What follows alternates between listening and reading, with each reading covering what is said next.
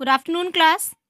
This is the video of inside story. Inside का मतलब होता है अंदर, हमारे पेट के अंदर क्या चल रहा है, हमारा खाना कैसे डाइजेस्ट होता है, हमारे पेट में क्या क्या चीज़ें, हमारे स्टमक में क्या क्या चीज़ें हैं, इन सभी की स्टोरी है। एंड इसके बारे में आपने साइंस में पढ़ा है। तो ये जो पेज नंबर है, पेज नंबर 44 एंड 45, ये जो है डाइजेस्टिव सिस्टम के बारे में है। आपका जो है माउथ से लेके लार्ज इंटेस्टाइन तक जैसे खाना पचता है, कैसे जो एनस के थ्रू जो भी चीज़ें हैं वो बाहर निकलती हैं, जो भी वेस्ट मटेरियल है, इसका प्रोसीजर का एक वीडियो बना के आप मुझे ग्रुप में सेंड करेंगे। आ रही बात समझ में? और इसका डायग्राम बनाएंगे। किसका डायग्राम बनाएंगे? जीके का।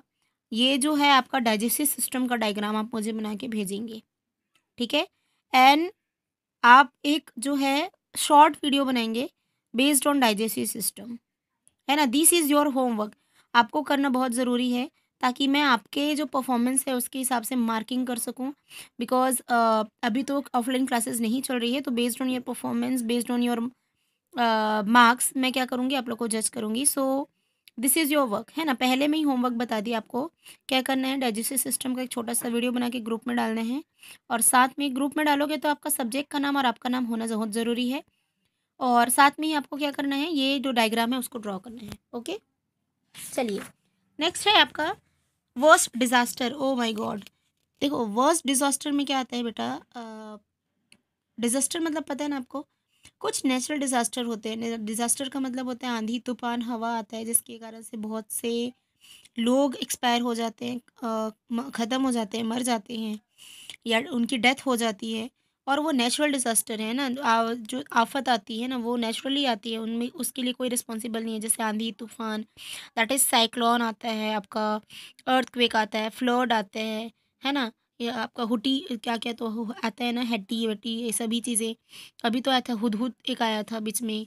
ऐसे बहुत सारे साइक्लोन्स वग़ैरह आते रहते हैं, जिससे क्या होता है बहुत सारे लोग, मतलब ये क्या करते हैं, ये एक प्रकार का अ, मतलब किसी भी चीज़ को पूरा डिस्ट्रक्ट कर देते हैं, है ना। जिस पर्टिकुलर एरिया में आएगा वो पर्टिकुलर एरिया पूरा डिस्ट्रक्ट, उस एरिया को डिस्ट्रक्ट कर देगा, तोड़ फोड़ देगा, पूरा नुकसान ही करता है और कुछ होती नहीं इसमें। आ रही बात समझ में? So the some natural disaster in the last few years have lead to the whisper destruction and loss of human life. जब भी ये इस टाइप का डिजास्टर आता है,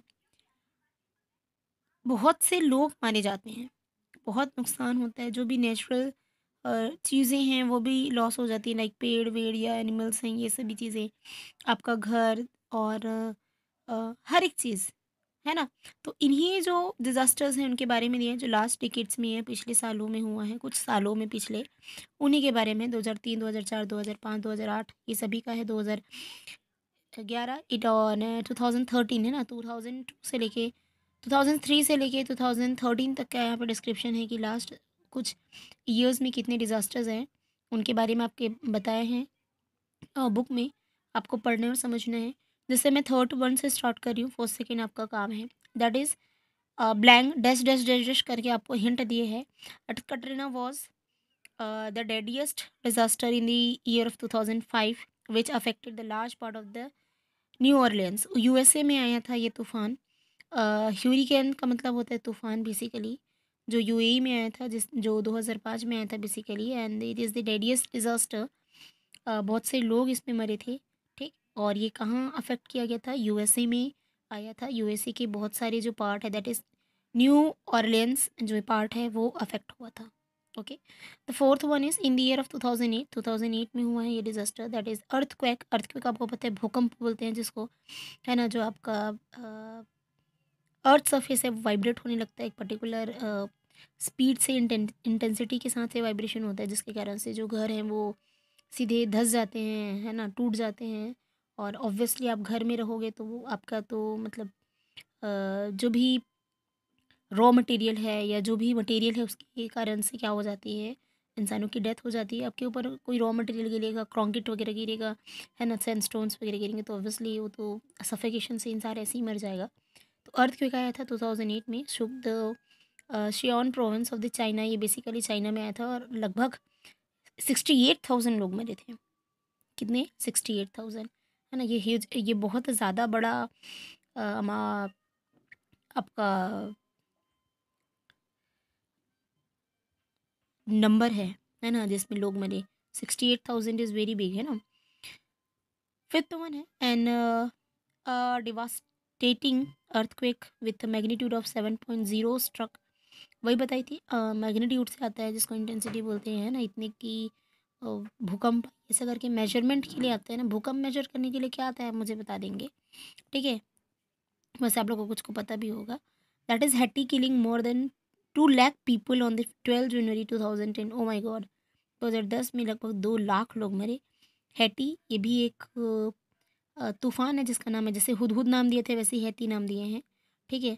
आ रहा है बात समझ में। 2010 में आया था ये, और इसमें 2000 से ज़्यादा लोग क्या हुए थे, एक्सपायर हो गए थे, मर गए थे या किल्ड थे, ठीक। सेम 2008 में एक साइक्लोन आया है श्रीलंका में, बुरमा में, है ना, जिसमें लाख भर फिर से लोग मर गए। ऐसे बहुत से मतलब अभी भी स्टिल अभी भी होता है ये, है ना। आप न्यूज़ वगैरह में देखे होंगे। अभी तो बहुत बड़ा डिज़ास्टर है भाई। अभी क्या है, ये तो नेचुरल डिज़ास्टर्स हैं। अभी तो डिसीज़ आ रही है ना, जैसे कोरोना आई है ना। कोरोना भी एक प्रकार का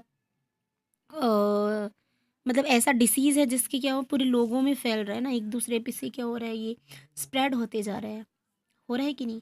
तो ये सभी चीज़ें से आपको क्या, देखो नेचुरल डिजास्टर तो हम बच नहीं सकते ना, ये हमारे ऊपर नहीं है कि हम बोले कि नहीं भाई साइक्लोन मत आओ या आओ। इसका कोई इलाज नहीं है ना, ये नेचुरली है, होता है। पर जो चीज़ें हम लोग से फैल रही हैं या जो चीज़ें प्रिवेंट की जा सकती हैं, रोकी जा सकती हैं, प्रिकॉशंस की जा सकती हैं उसके लिए, तो वो चीज़ें हमें करनी चाहिए। ओके। नाउ इंडियन ट्राइब्स, तो इंडियन ट्राइब्स के बारे में आप देखिए, आज भी कुछ ऐसे लोग हैं जो मॉडर्न एज है, जो अभी चल रहा है मॉडर्न वर्ल्ड, उससे अनटच्ड है ना। उन लोग अपना ही मतलब अपने ही कॉस्ट्यूम को यूज़ करेंगे, अपनी लाइफस्टाइल जिएंगे, अपने जैसे रहेंगे। तो इंडियन जो ट्राइब्स, इंडियन ट्राइब्स बेसिकली आपके इंडिया के बारे में ही बात हो रही है ना। अपने इंडिया में बहुत सारे स्टेट्स हैं, उन सभी के बारे में बात हुई है। तो उनको मॉडर्न एज से कोई मतलब नहीं। हम लोग क्या करते हैं, अपने आप को टेक्निकल कर लिए हैं, मॉडर्नाइज कर लिए हैं, अपने आप को जो अभी के एनवायरनमेंट है उसमें ढाल लिए हैं। पर कुछ ऐसे ही स्टेट्स हैं जो अभी भी क्या करते हैं, स्टेट्स में कुछ एक एरिया है ना, पूरा स्टेट की बात नहीं हो रही है ये, उसमें लोग क्या करते हैं, कुछ रीजन है, कुछ पर्टिकुलर एरियाज़ हैं जिसमें लोग क्या करते हैं, अपने पुराने जो रिलीजन है उसको फॉलो कर रहे हैं। जैसे पहला झारखंड के बारे में दिया है, they mainly inhabit in the region of Jharkhand, they follow their own religion is called Sarna. ठीक, तो ये झारखंड के लोग हैं, देखो कैसे पहने हैं। ठीक है, झारखंड के लोगों का डायग्राम तो मैं भी हमने दिया है, सेकंड नंबर के लिए है ये। तो झारखंड के लोग जिनको सरना बोलते हैं, जिनके सॉरी जिनकी रिलीजन को सरना बोलते हैं, वो क्या करते हैं, अपनी ही जो स्टाइल है उसको फॉलो करते हैं, जिनको बोलते हैं मुंडास। ओके। सेकेंड में है the tribe is mainly found in the state of Assam. Assam के लोग हैं ये।